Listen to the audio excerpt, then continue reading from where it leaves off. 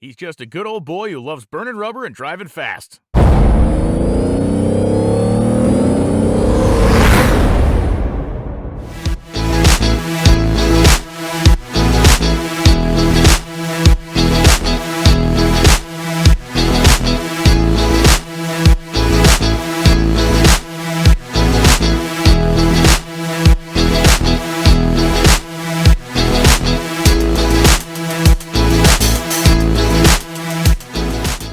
Alright folks, I am here with one of my favorite people, and we're not going to talk about how long we've known each other. That's just not happening. So this is Tami Bandimere. So Tami literally has grown up at this very spot we're sitting right now on the side of the mountains. So I wanted to just talk to you. I'm not trying to be like a news guy. I just want to talk about the history of where we're at. I don't picture you as being a news guy, so let's just talk. Let's just talk. So it would have been your grandfather, correct? That in 1956 attempted to buy some land, and then 58 he found this. Yeah, well, so in 1956, his brother Horace had some land out in Nevada, which is a little further north from us. It was perfect for a racetrack. Got all the funding, got all the permitting and everything. And as soon as they started moving dirt, the neighbors said, "What are you building?" So he decided to get in touch with the commissioners, and he said, "I'm going to pull all my permitting, and I'm going to find you a better spot." And I never knew until I Googled. Yes, I have notes, people. This is called the Hogback Mountains. That's correct. All these years I've been coming here, I never knew that. Yeah, and I don't know if you're aware of this, but the Indians used to come across this mountain, so it was loaded with Indian arrowheads. Really? Yeah, because down here at Rooney Ranch, it was a trading post years ago. And so this whole hill was littered with Indian arrowheads, and over the years people have pretty much cleaned it out. But yeah, it was. So I'm gonna stay on the way back, way before me and you. So his plan, according to what I read, was just to build a small, efficient drag strip, but really it was to complement the auto parts business that he had. That's correct. And my grandfather was an innovator, and he loved speed. And my dad always said that you couldn't ask for a better dad for a young man, in the 50s and 60s, because my grandpa wanted to go faster. So here's my dad going, "Yeah, let's do it, bring it on." So all of his buddies would come over to the house, and my grandpa would teach him how to do high performance stuff to cars without paying the high performance price. So this place was originally called the Safety Proving Grounds of America. My grandfather sold $25 lifetime memberships to his buddies to help fund it. Now this is funny, and I've never told this story to anybody, but when he moved here, of course he didn't have the luxury of having his brother's property, so he had to buy this property. $11,000 is what it cost him. And he had to borrow it. For 100 acres, correct? For 160. 160. And he had to borrow it from his dad. And my grandpa always said, "You mark my words, someday that property will be worth $1 million." You think he was right? I think he was right. I think he was right. So 68, the track got NHRA sanctioning. Correct. That's correct. So we're getting closer to mine and your time frame at this point. Correct. Yeah. Right. Yeah. Yeah. Because I was still, pretty little. I was 2. No, I was 6. So I was 2. I'm So older than you. well, I wasn't going to get into that. So what's your earliest memory of? Oh my goodness. So when we first used to come out, because again, you're right, it was to supplement the auto parts business that we had. And so was it a traditional parts store? It was a traditional just parts store. one? No, we eventually had 5 parts stores, a machine shop, and a warehouse. Nope. Warehouse was part of one of the shops as well. But my dad had said, "Well, I think we should open that place up and let these guys come out and test and do some try parts out." So I remember they would pull up a pickup truck when we had the old tower that was originally supposed to look like a spark plug, but the top never got put on the top because we ended up building a hospitality suite in there. So we had the control room, which was 360-degree view, and then my grandpa put a bigger addition on the top. So, and then the spark plug top would never fit. So it never did get to be a spark plug. But they would pull a pickup truck back to the tower so my mom could look down and watch us in the pickup truck. And my brother and sister and cousin and I, we played in that big pickup truck all night long. We fell asleep in the pickup truck. We just played, and she watched us, and she said, you can do whatever you want in the back, the bed of the truck, but don't leave there. So that's what we would do. So my sister's holding the camera, and she's already thinking this. I can read her mind. That would have never worked for me. My mama had to go get our neighbor to watch me just to take a bath. She's shaking her head back there. True. You were a handful, weren't you? Apparently. I don't remember that. You haven't changed. So 77, they held the NHRA Sports Nationals. Actually, 78 was 78. the Sports Nationals, and then 79. Google is wrong. 79, yeah. In 79, then it was a full-on national. Then we ended up having professional classes. So do you remember, what was your memories of that? The first time nitro cars, or you don't remember? I really don't remember because I think we were so busy working. By that time, I was old enough to hold down a position. So I don't think I ever really remembered that. And, honestly, back then, you don't watch this kind of stuff on TV. So, people that came to the race were like, okay, well, whatever, So I read a story, and you can tell me if it was correct or not, that the first national event, the suites were done, but not done. And that's correct. Yeah, the first, after the renovation. So when we did in 88, we did a renovation, and NHRA allowed us to put the national event on hold for 1 year, and then we came back in 1989 with a whole new facility. And yeah, we really didn't even get the ODP on that tower building until ours. It's like the clearing, clearing, so that they could put people in it. So we really couldn't even sell suites, but we had friends that wanted to go in the suites, and we hauled cases of soda and sandwiches. We didn't have any hospitality staff, and then we would clean the suites every night, and then go downstairs and make box lunches for all the NHRA people, and then come back the next day and do it all over again. So I want to move back to the renovation. Tell the story of where the pro pits are now. How did all that happen? Because did it not used to be they were parked down below? That's right. When you pulled in our facility, that was the pit area, and then we would bring all the spectators up to the upper level. And when we did the renovation, we said we're going to just flip-flop it. If you look at this mountain, you'll see how we shaved it back quite a bit. And my dad loves to tell this story that Jefferson County in Colorado were so busy building this highway over here that they said you need a permit to move all that dirt. He goes, okay, I'll go into the office. So he went in and he says, I just need to move a little bit of dirt. $10 they charged him for the permit. He moved over 3 million yards of dirt. Wow. And they had no idea that that's what he was going to do. So it was like the best deal ever. Yeah. So 470 was being built at that time, correct? That's what caused us to do the renovation, because they condemned some property of ours to the north and then gave us some property to the south. So it caused us to have to literally reconfigure the facility. So we reconfigured everything. The only two things that are still here from before the renovation is the racetrack. That never moved. And our office buildings down below.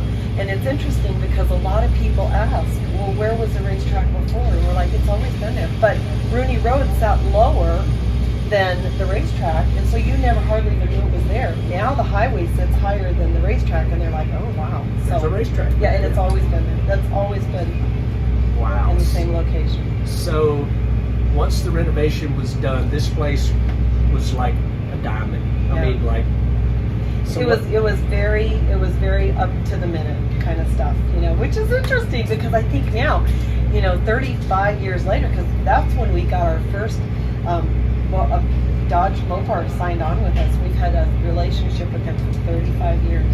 Wow. It's the longest consecutive sponsorship in the history of NHRA.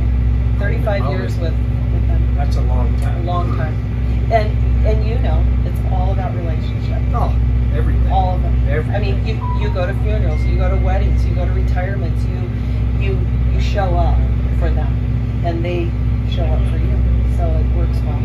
So highlights for you from here, and it don't have to be the national, but just highlights. I learned how to be a good worker.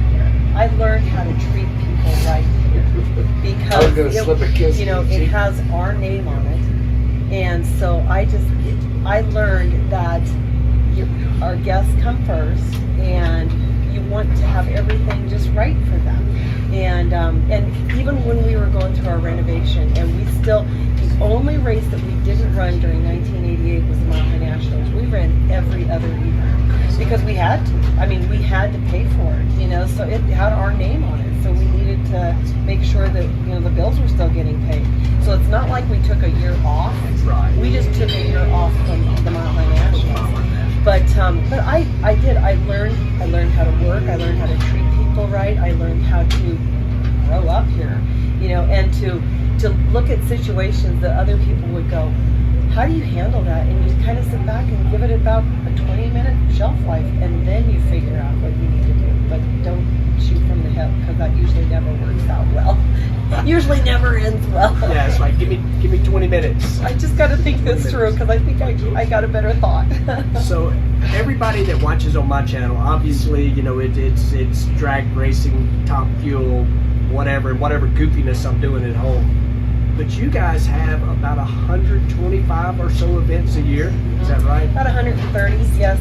And that's actual scheduled events. But we have 8 Dodge Challenger cars that we do challenge races where, just the guy off the street can come and spend a couple $1,000s and bring his buddies for a bachelor party, or, a company can bring some of their clients or their employees or whatever. And so it gives them the feeling they use our cars, so they don't feel like they're using their own vehicles and beating them up or anything, but they use our vehicles. And usually they come out here like deer caught in headlights. They're like, oh, I don't think I can do that. Right. I don't think I can do that. They make one run down the track and they're hooked. Oh, for sure. Hooked. So with that many events and with the weather y'all have, I've just got to believe it's like non-stop, or do y'all actually have events happening during the cold wintertime? Our season is April through October, and Colorado Falls are much nicer than Colorado Springs. I mean, our spring is typically rainy, wet, and a little cold. Colorado Fall, the September, October, November is awesome, but at some point we have to pull the plug on it. Right. Otherwise, you get hit with a cold snap and everything explodes in the tower and that kind of thing. So we do have to give it a hard stop. But we do a drive-through Christmas light That's where show. I was exactly what was coming out of my mouth. Yeah. In fact, if anybody knows my dad, and my dad is John Bandimere Jr., he loves haunted houses, fireworks, and Christmas lights. And golf a little bit. But we've never built a golf course here. But we have done haunted houses, and we have done Christmas lights, and we do fireworks all the time. So he loves Christmas lights, and so we have an organization that comes out and sets it all up, and we let them do that. It's so beautiful just from the highway. If anybody doesn't even come to the show to drive through it, they see it every night when they drive home from work, and it's fun. So your dad is a legend out here. Mm-hmm. I mean, he's amazing, So for me, I have a few heroes that are deeply involved with what I do for a living, which is obviously, if I don't have a racetrack, I can't make a living. Right. So it's your dad and Bill Bader Sr. They're like, to me, the top of the mountain for taking care of the racers that show up. Like, that seems to be like their most important thing. And the fans, obviously. But we always know that y'all are going to go above and beyond, and I know that starts with him and then it goes to you, and obviously me and you've known each other forever, that sort of thing, but he's an absolute legend, because he cares. Yeah, that's correct. Tracy and I grew up in a little grocery store, and so we knew that every person that walked in that door that's how we ate, that's how we paid the light bill, that's how we did all that. Yeah. And your family and the Bader family, to me, are kind of one and the same, that y'all realize that without those people coming through the door, right. you yeah, gotta do a well, real when job. you realize that your staff depends on you to pay them, and you can't say, "Gosh, thanks for a great week of work. Sorry, we can't pay you." Right. So yeah, it gets sometimes a little slim. It used to get a little slim during the winter months, but we figured out other ways of making this facility work so that it still brings in money. But we we have a very lucrative car storage down at the north end, and so people need a place to park their stuff. So here we are. So I'm going to say this and wrap this up. If y'all buy property and build another one, great. If you don't, thank you for your entire life of making this one of the coolest racetracks that we come to. Thank you for your grace. I appreciate that. 'Cause that, one of the things, when we announced that we were closing, and I had written a letter that we were just going to publish, and my niece Brianna said, I think we should have Papa read that. And I said, I think you're right, Brianna. I think that would be really nice. And one of the things that I put in there is that, this piece of property has never been ours. It's always been God's. And when you have that attitude, you have a tendency to hold things loosely. Because if you hold on to things too tightly, then when they get taken away from you, it's devastating. But we realize that this has never been ours. We've just been caretakers. Right. So I think our time on the mountain as being caretakers is done. And that's understandable. And like I say, thank you for coming and doing this, and you're awesome. The whole family is. I mean, and the last thing and I think Jimbo actually wants to say something. He's turning around here. I love this place, and I love the Bandimere family. They are like the epitome of what track ownership is like. And I was talking to Bill Bader Jr. at the Norwalk race, and and we were talking, and we were talking about this racetrack closing down, and I said, don't you go close? And I said, you two families are the best people out here. We love racing here. It's like, I love it. I love the challenge of it. I love the atmosphere. It's just cool. It doesn't get any better than that. I agree. Yeah. So. And when you win that trophy on Sunday, you will have earned it. That's a fact. That's a fact. At this place, when you win, I've been 2 final rounds the last few years, and I was like, oh, it's right there. Right there. Uh-huh. Tammy, thank you. Love you guys. Love you too.